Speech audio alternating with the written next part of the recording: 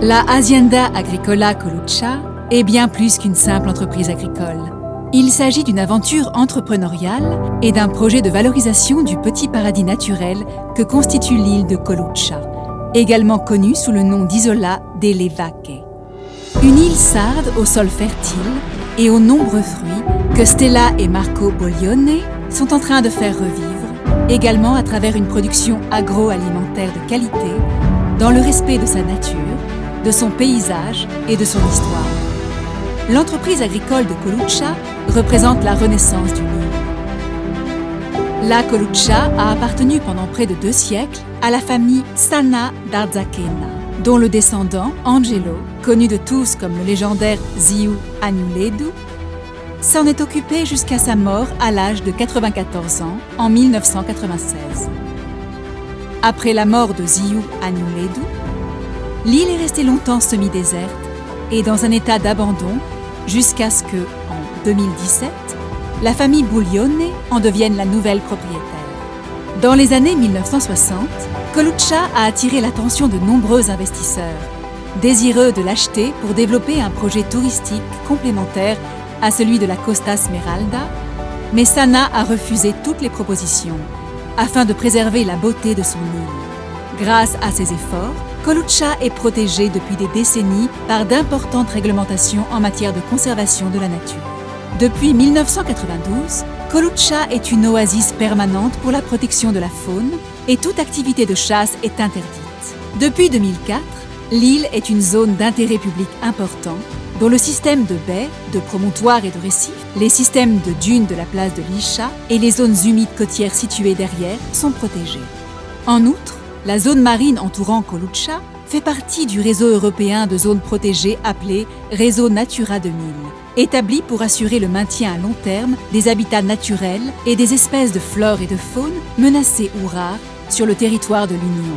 Et c'est précisément pour préserver son patrimoine floristique et faunistique que l'Observatoire naturaliste de l'île de Colucha a été créé. L'Observatoire, dirigé par le Dr Sabrina Rossi, a déjà entamé un certain nombre de collaborations avec des universités prestigieuses et des autorités locales afin de développer des projets d'études et de protection de l'île et de la zone humide, favorisant ainsi une utilisation responsable.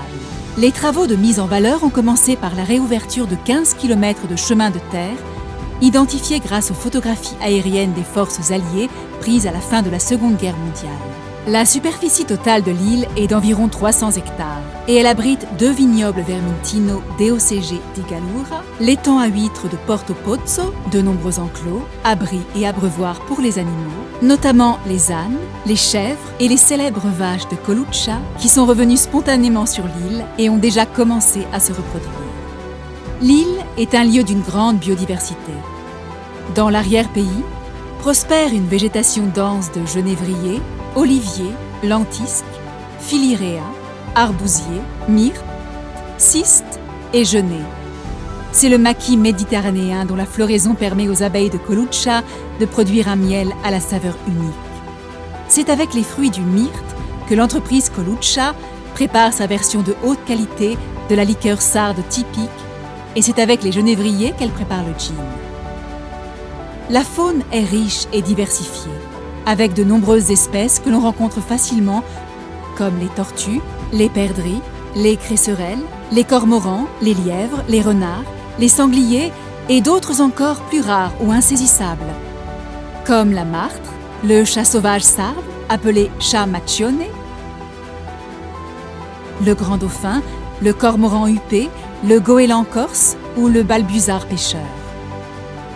Au printemps et à l'automne, de nombreux oiseaux migrateurs traversant la Méditerranée s'arrêtent à Colucha, notamment dans ces zones humides, pour se reposer ou se nourrir, ou viennent y nicher ou y hiverner. Les oiseaux ne sont pas les seuls à migrer vers ces merveilleuses terres. À seulement 40 km, des lieux exclusifs brillent comme Porto Rotondo et Porto Cervo. Attention, j'aime la Costa Smeralda et j'aime Porto Rotondo, déclare l'entrepreneur turinois, fondateur et président de BasicNet. Ici, cependant, je veux construire quelque chose de différent, qui n'est pas en concurrence, pour un autre type de visiteur. La Gallura est un territoire merveilleux.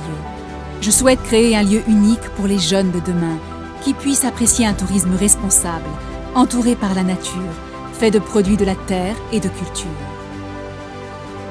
Les sentiers de Coluccia sont parcourus toute l'année par les visites guidées organisées par l'Observatoire de la nature. L'entreprise agricole de Coluccia a pour objectif de rendre l'île accessible à des visiteurs conscients et respectueux de sa nature.